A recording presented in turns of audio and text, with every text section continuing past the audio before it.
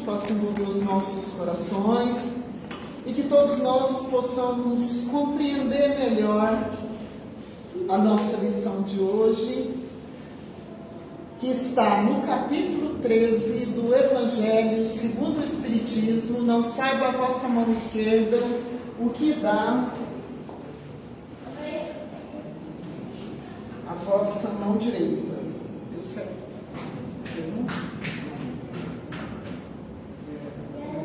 Deu? Então, nós vamos estar refletindo sobre a questão dos infortúnios ocultos. Quem é que já leu essa passagem no Evangelho? Os infortúnios ocultos, capítulo 13, item 4. Ninguém está lembrado? Então, o que é um infortúnio oculto? É aquele sofrimento que o irmão nosso enfrenta, mas ele não reclama, ele não é mendigo, ele não é pedinte. É aquele sofrimento que afeta a sua condição de vida. É muito triste, é muito difícil, mas que ele não se caracteriza por um pedinte. Então, para a gente entender a esse tipo de dificuldade dos nossos irmãos, nós precisamos estar atentos.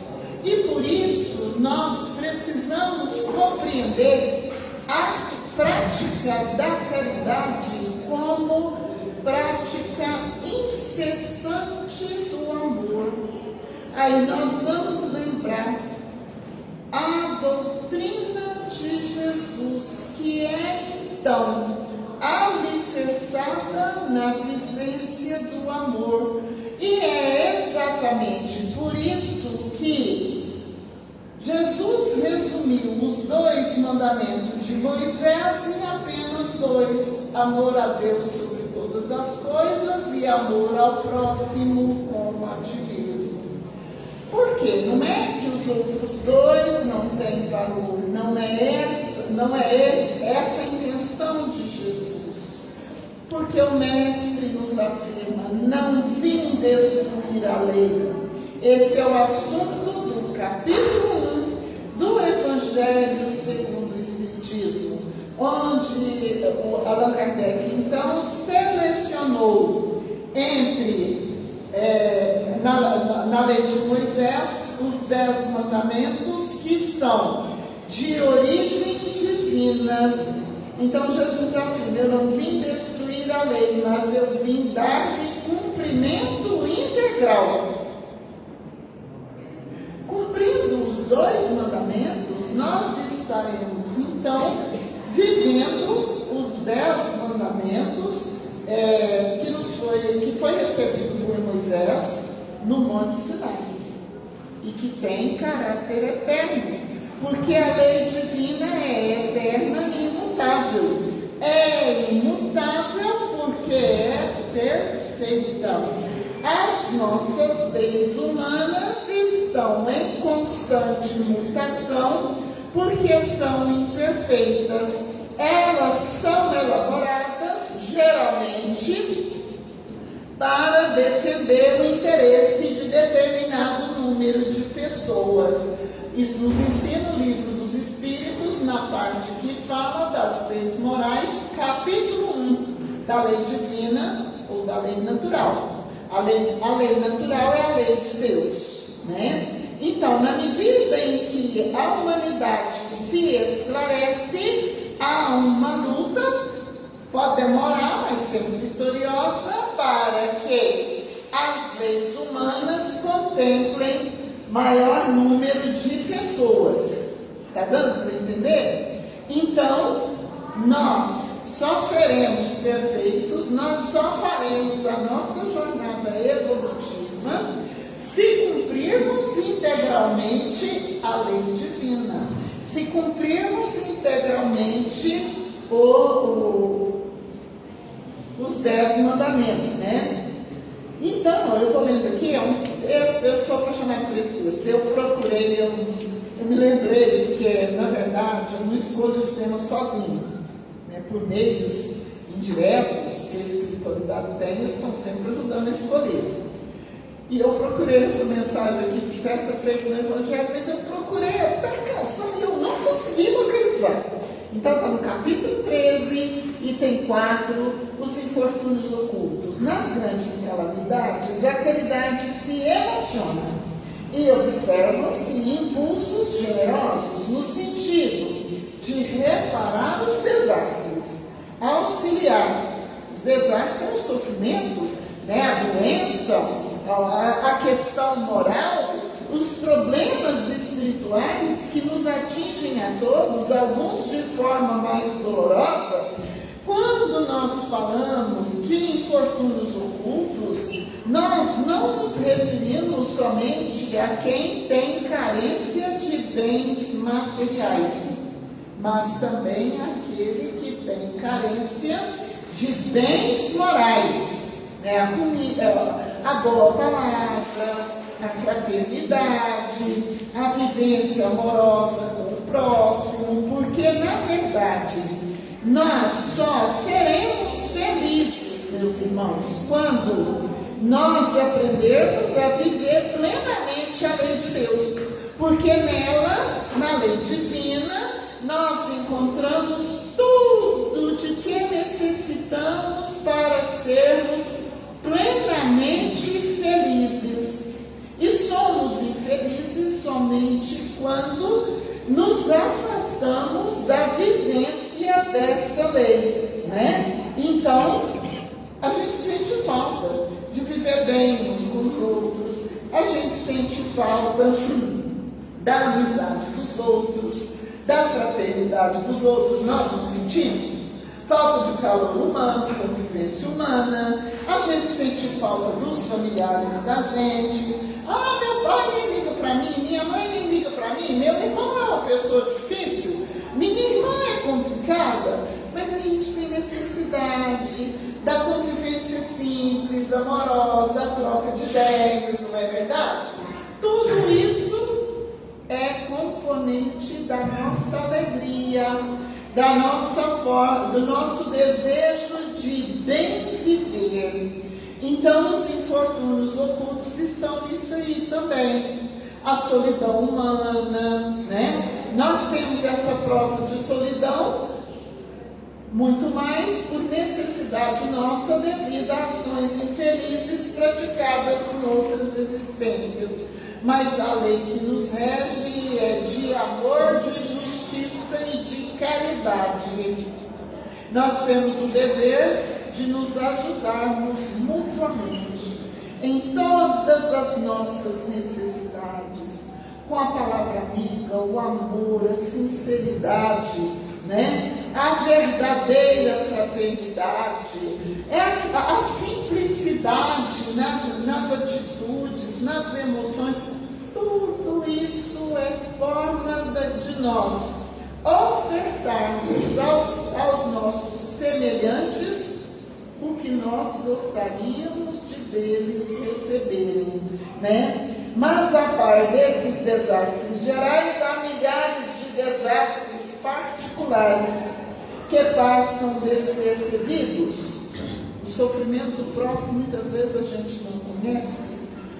Uma vez que eu conversei com um pai e ele me disse que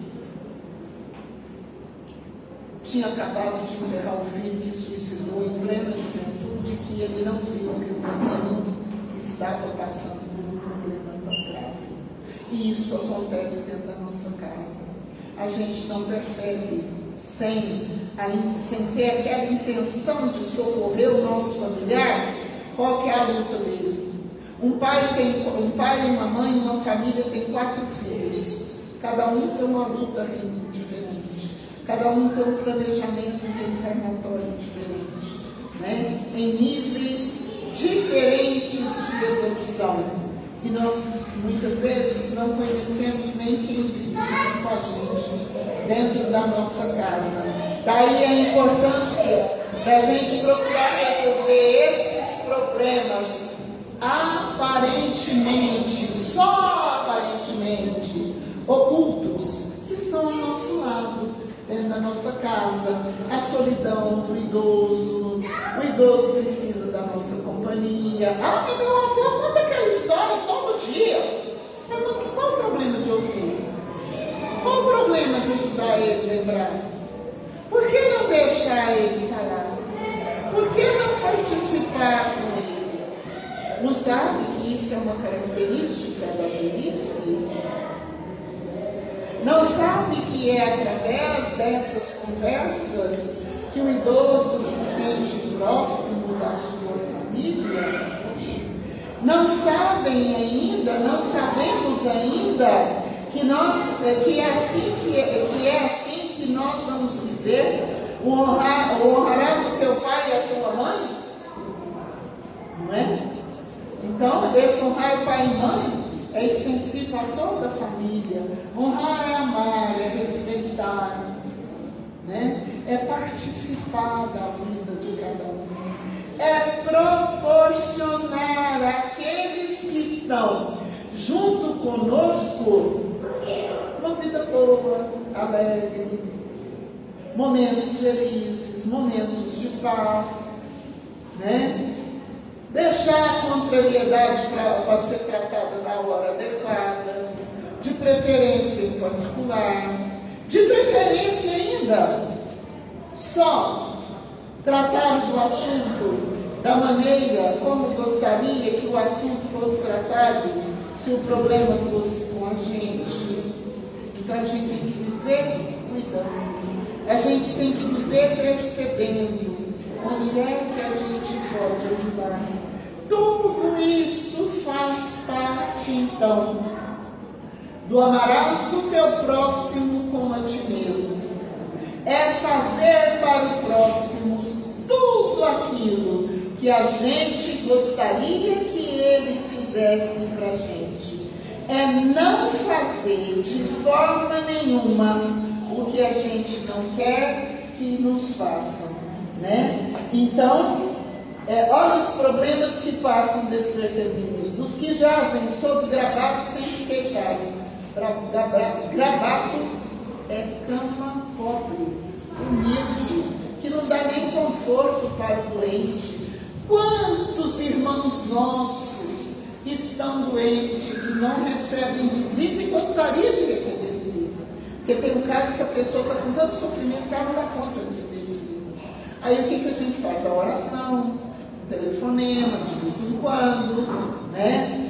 A gente tem muitas maneiras de estar presente, né? Então esses infortúnios discretos e ocultos são os que a verdadeira generosidade sabe descobrir, né? Sem esperar que peçam assistência. Às vezes uma pessoa cumprimenta a gente e fala para a gente alguma coisa de forma indireta. Fulano, tudo bem? Tudo bem. Vai ficar tudo bem. Mas se vai ficar, não está. Às vezes é a palavra amiga que vai mudar o pensamento da pessoa de foco, né? Para um sentido mais alto, para uma visão mais positiva da vida. Às vezes é uma palavra amiga nossa, através de uma palavra amiga nossa, que a pessoa vai descobrir a solução para o seu problema, né? É o convite para que nós possamos recorrer ao Evangelho em favor de cada um, porque nós podemos e devemos orar uns pelos outros. Às vezes a gente não visita a pessoa, mas ela aceita uma prece. Nós estamos nos dias do WhatsApp, uma prece, uma chamada de vídeo ajuda muita pessoa. Ela não quer receber a visita, mas a prece é bem recebida e ajuda muito. 5 linhas que lê do Evangelho é uma forma de ajudar. Se ela não aceita isso, depois da conversa amiga vem a prece. E agora esse espírito aqui vai contar uma história, esse que eu acho mais lindo do Evangelho. Quem é essa mulher distinta, de tarefa, de trajes tão simples, embora bem cuidado, e que traz em sua companhia uma mocinha também modestamente vestida? Entra numa casa de sórdida aparência, onde sem dúvida é conhecida, pois que à entrada a saúdam respeitosamente. Aonde vai ele? Sobe até a mansarda, onde jaz uma mãe de família cercada de crianças. A sua chegada refugia a alegria, né? Todos os rostos ficam felizes, né? Naqueles rostos emagrecidos, é que ela vai ali acalmar e aliviar todas as dores. Traz o de que necessitam, condimentado de meigas e consoladoras palavras, que fazem que os seus protegidos, que não são profissionais da mendicância, aceitem o benefício sem corar. Então, aqui nós já temos algum material para a gente refletir. Primeiro, a dama vai praticar a caridade modestamente vestida, e a mocinha, que é filha dela também. Por que elas vão simplesmente, tão modestamente vestida?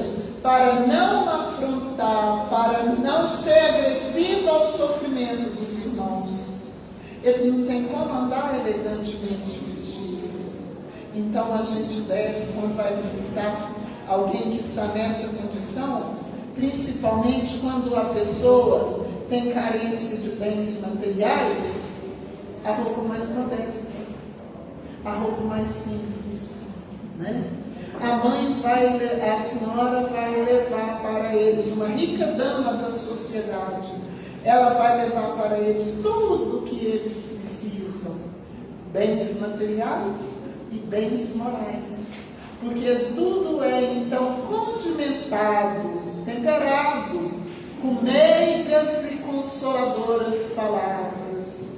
Se for oferecido somente bem material, o que faltou? A palavra amiga, que é portadora do amor, da amizade, da fraternidade, né? Então tem muita gente que recebe a nossa visita fraterna quando a gente vai, como se nós fôssemos pessoas da sua família.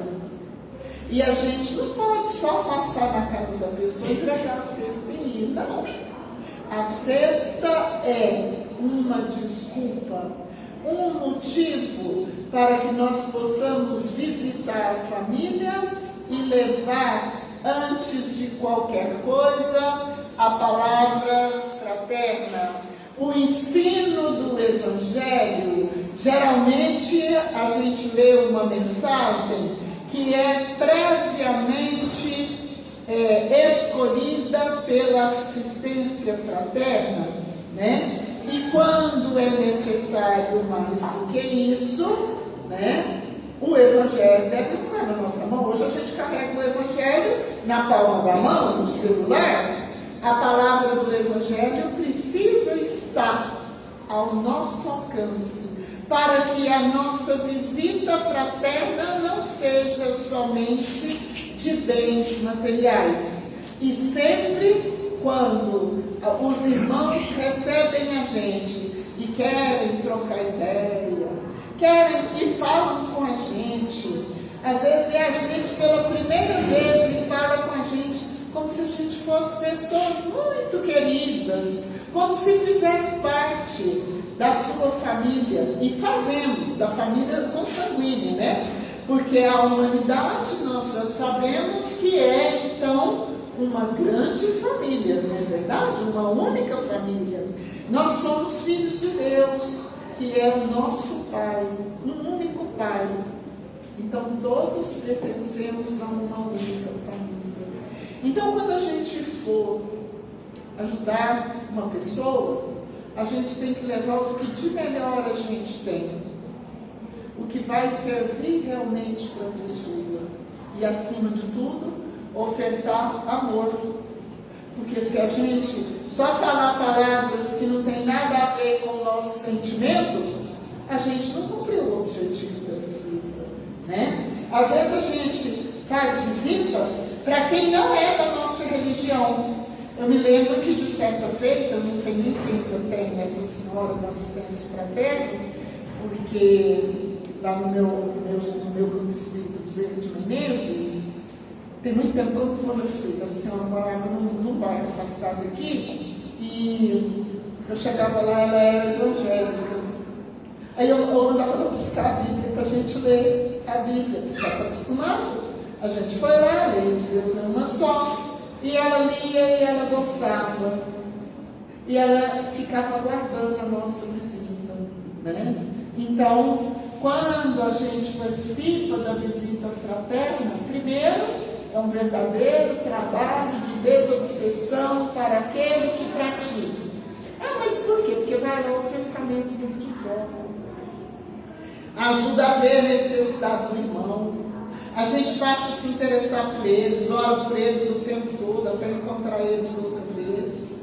Porque a gente precisa amar, orar amorosamente por todos aqueles que a gente visita, por todos aqueles que a gente ajuda na casa espírita, igual o pessoal do atendimento fraterno aqui, é dever deles, de quem participa dessa equipe, para orar constantemente por todos os que participam desse trabalho, desse atendimento fraterno, para que ele seja algo mais do que uma simples conversa.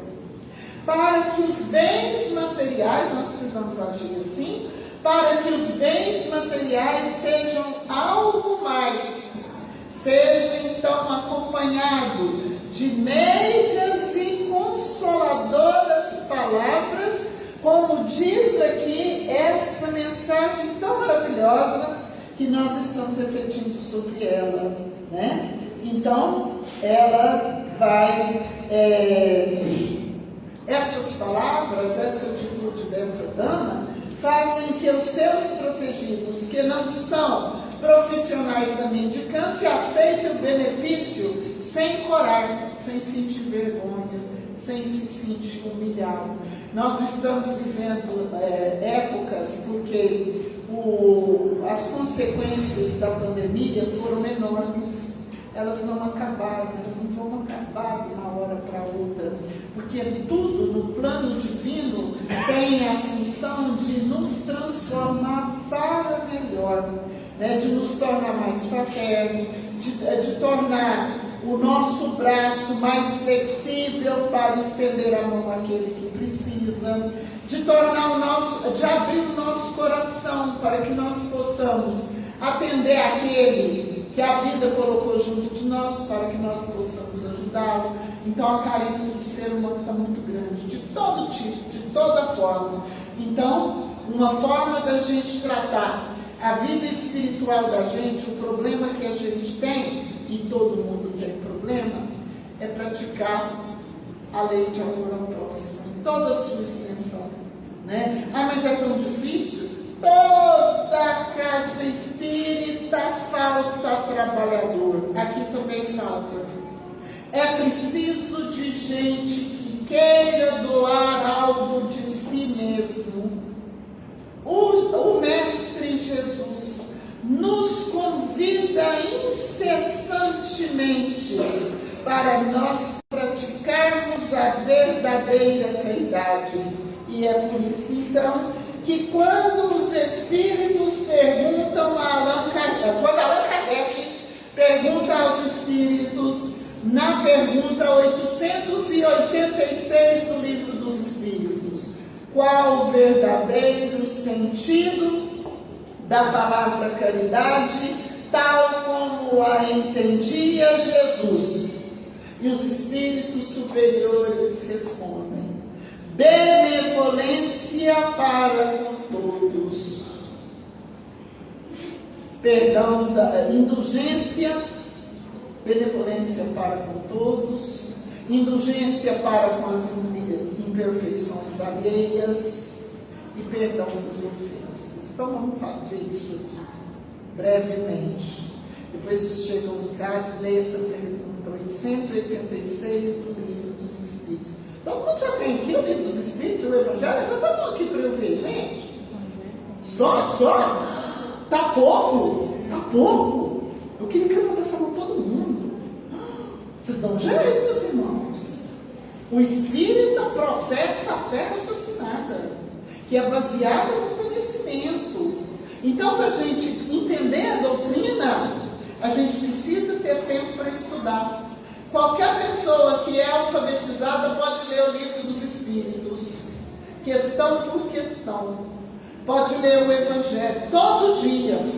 Almoça, janta, toma café 2 vezes, às vezes até mais de 2 vezes. E por que não cuidar do Espírito? E por que não aprofundar no conhecimento da doutrina? O conhecimento da doutrina é para nós fonte de paz, de esclarecimento, de alegria e de verdadeira felicidade. Porque na medida em que o ser humano vai se reconhecendo Filho de Deus, assumindo a sua filiação divina, porque Deus é o Pai, e vai se esclarecendo, ele vai compreendendo de onde veio, porque está aqui na terra e para onde vai. Que eu acabei de falar agora, que está no capítulo 6 do Evangelho segundo o Espiritismo, Advento do Espírito de Verdade, item 5. Item 6, tá? Item 6. Então, não, item 5 mesmo. No 5 ou 6. Nas instruções do Espírito de Verdade. Sem se instruir, não dá para compreender a urgência de trabalhar, a urgência de dar um passo à frente. A prática da caridade é remédio para todas as nossas questões. Fica mais fácil. A gente adquire o que nós necessitamos para sermos receptivos à inspiração divina para tudo o que está na nossa vida. Então, a senhora que vai visitar os irmãos necessitados, ela tem um meio amoroso, uma conduta amorosa, que vai ajudá-los a aceitar ajuda sem sentir vergonha. O pai está no hospital e depois da visita, ela vai até o hospital tranquilizá-los sobre a sorte da família. Olha, eu visitei, eu levei-los bem, os alimentos, pode ficar tranquilo, pode cuidar de sua saúde, que vai dar tudo certo. É caridade moral, é caridade material. Quando os espíritos superiores, falando sobre o ensino de Jesus, fala então sobre a benevolência para com todos.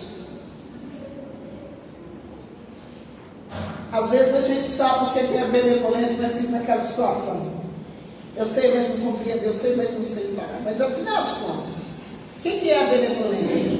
Caridade moral. Uai, essa que a gente leva a cesta, dá o prato de sopa, leva o pão. Beneficência. Entenderam? Beneficência. A indulgência para com as imperfeições alheias. Está lá no capítulo 10 do Evangelho segundo o Espiritismo, bem-aventurados os que são misericordiosos.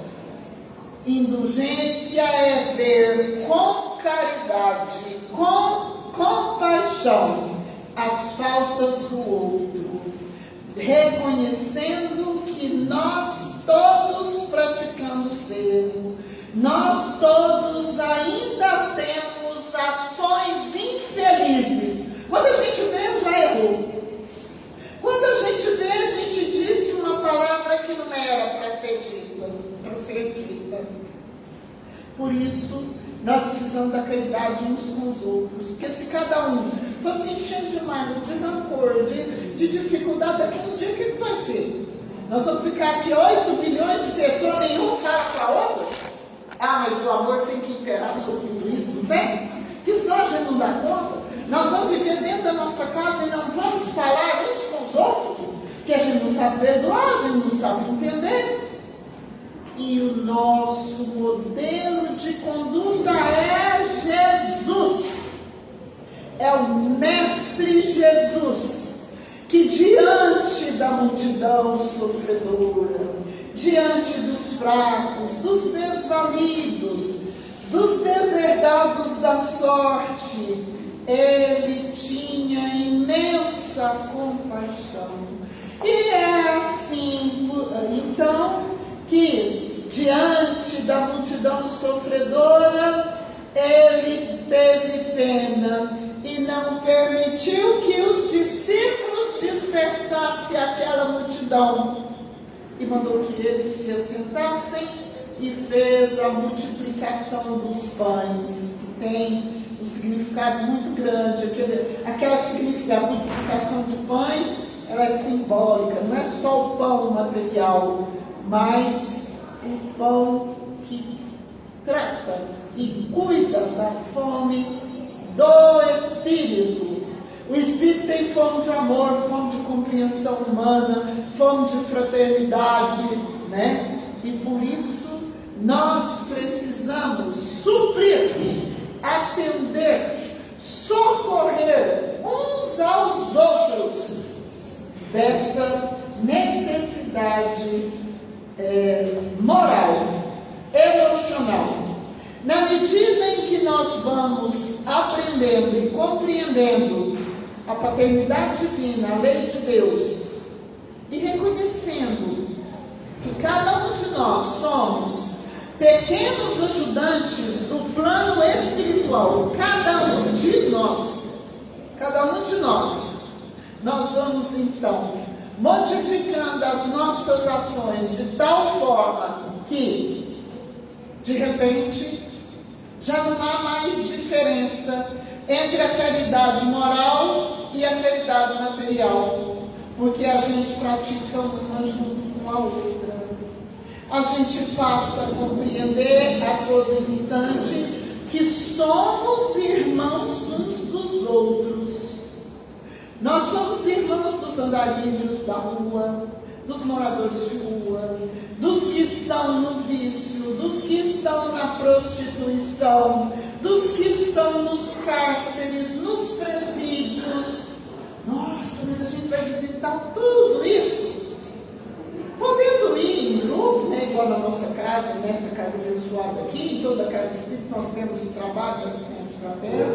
É bom, quando não puder, aprender a vê-los de outra forma, com olhos bons, como Jesus via cada sofredor que se aproximou dele, como de Maria de Magdala, que foi até Jesus conversar com ele, porque Maria ouvira a palavra do profeta Nazareno e ficou maravilhada, enquanto ela não compreendia nem mesmo a proposta de amor apresentada pelo profeta, porque ela pensava que conhecia o amor, mas era um amor que já a deixava cansada,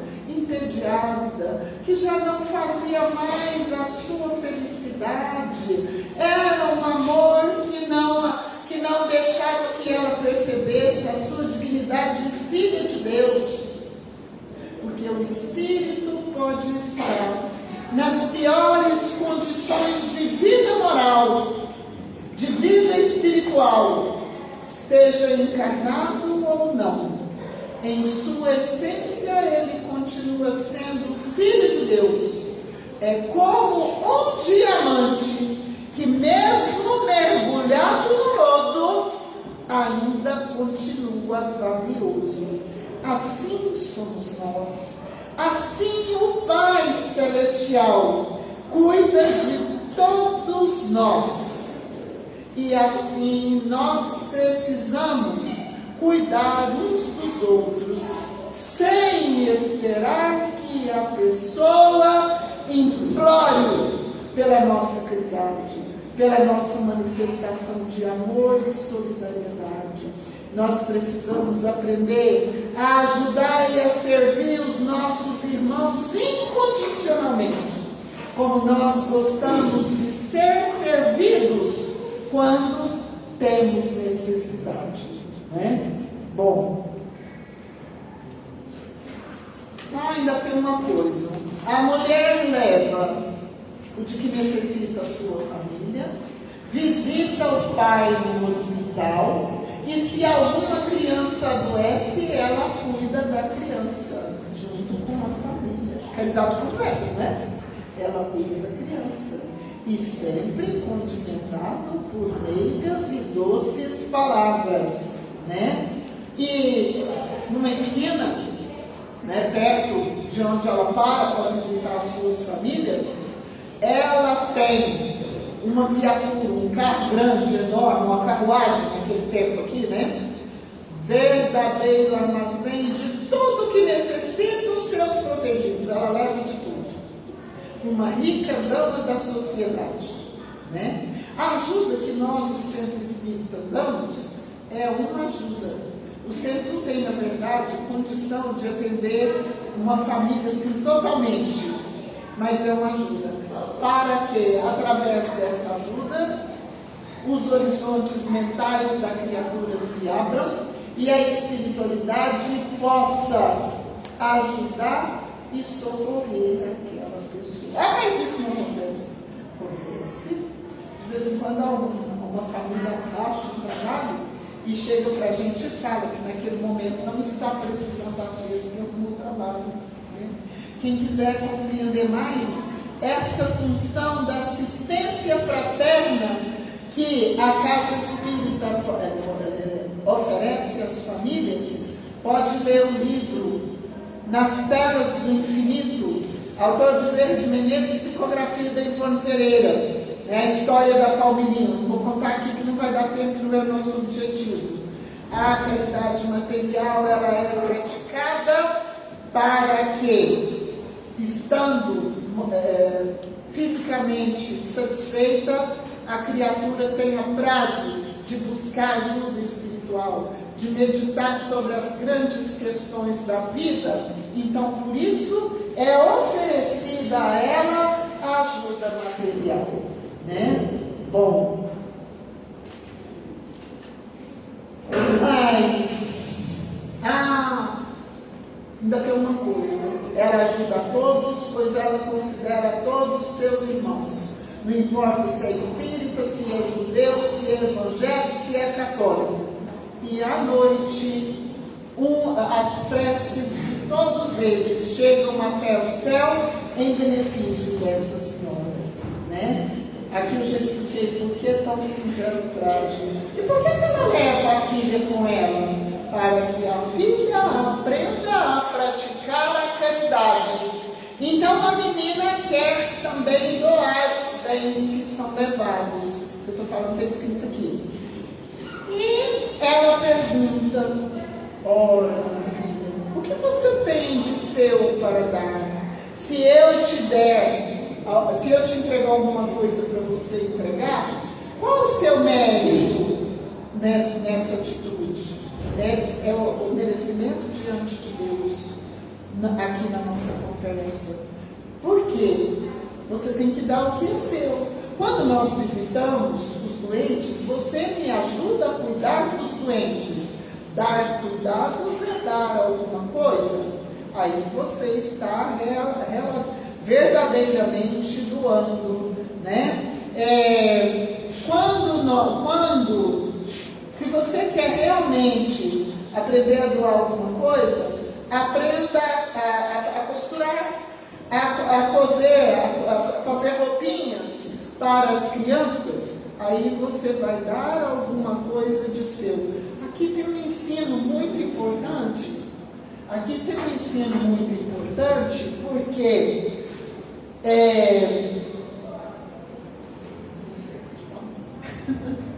aqui tem um ensino muito importante, porque a gente não vê muito mais os pais trazerem os filhos para o centro para as atividades da casa.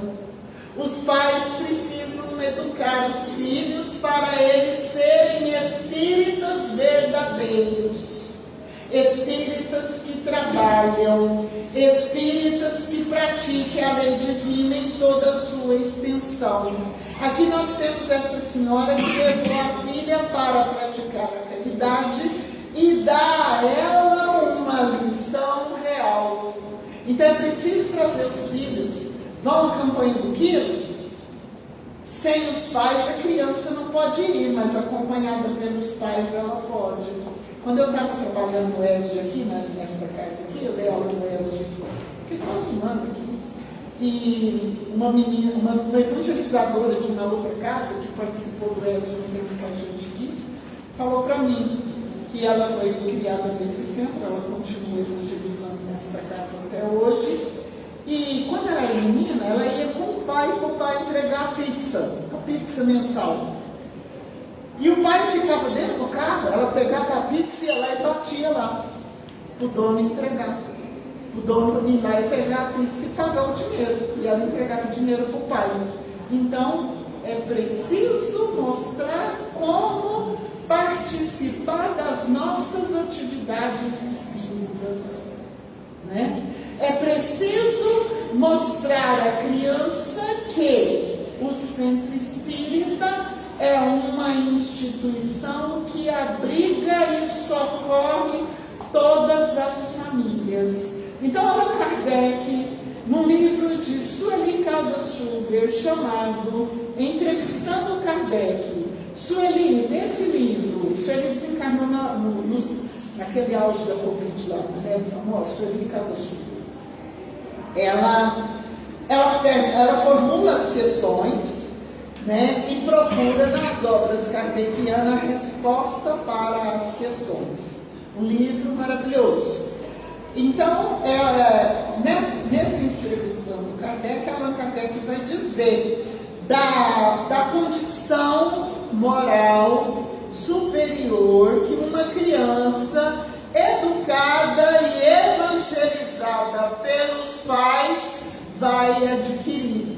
A criança é mais feliz, ela se comporta melhor. A criança que é evangelizada na casa espírita e tem a continuação dessa evangelização na sua casa, vai ser um adulto melhor, vai ser um adulto mais consciente. Os pais precisam, então, educar os filhos. Uma história como essa é para ler junto com a criança, explicar à criança. Uma criança a partir dos 6 anos de idade, 5 anos de idade, já pode ouvir essa história aqui, contada pelo pai e pela mãe, com a leitura do Evangelho segundo o Espiritismo, sem cansaço, sem dificuldade.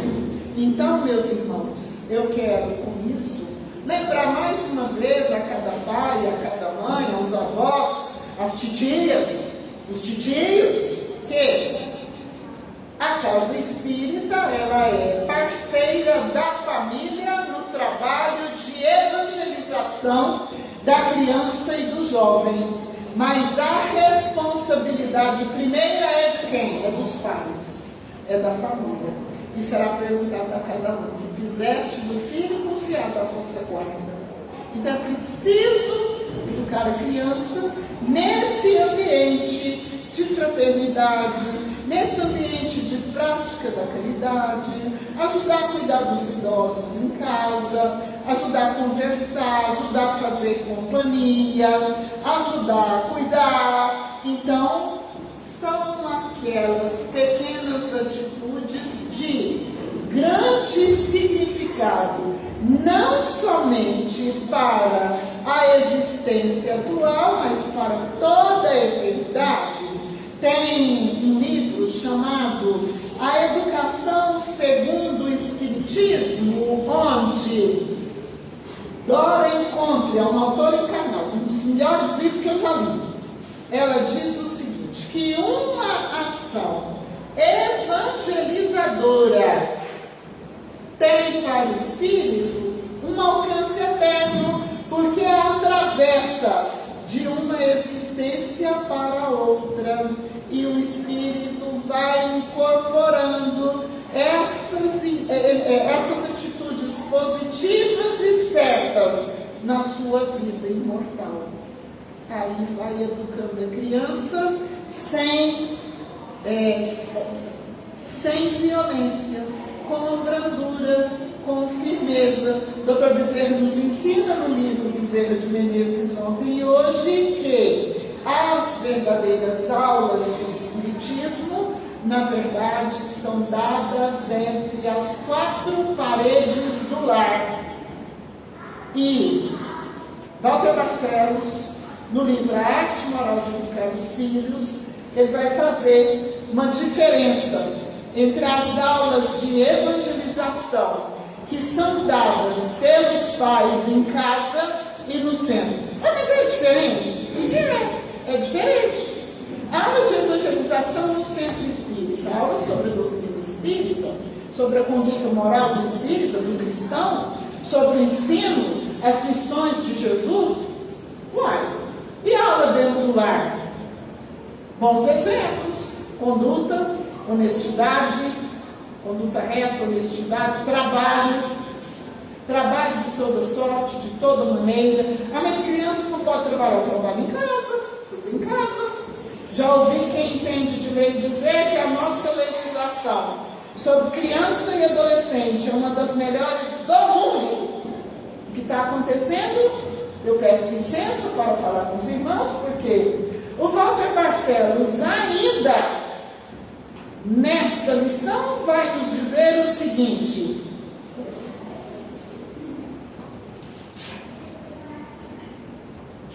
deixa eu perder essa parte aqui. O Walter Barcelos vai falar o seguinte: que quando nós, os evangelizadores, formos falar com os pais, que é para falar assim, uma gotinha de verdade num litro de amor. Então é assim que eu estou falando com os irmãos, com maior respeito, desejando a todos muita paz, muita alegria nas suas famílias, que nós possamos ser cada vez melhores cristãos, que nós possamos procurar enxergar mais os irmãos que estão nesse quadro dos infortúnios ocultos, não somente no que se refere à carência de bens materiais, mas sobretudo no que se refere à falta de amor, à falta de compreensão, à falta da verdadeira fraternidade, porque o amor de Jesus envolve então a benevolência para com todos, a indulgência para com as imperfeições alheias e o perdão das ofensas. Que Jesus nos abençoe a todos. Agradeço os mentores dessa casa abençoada, agradeço os meus protetores. Muito obrigada a todos vocês.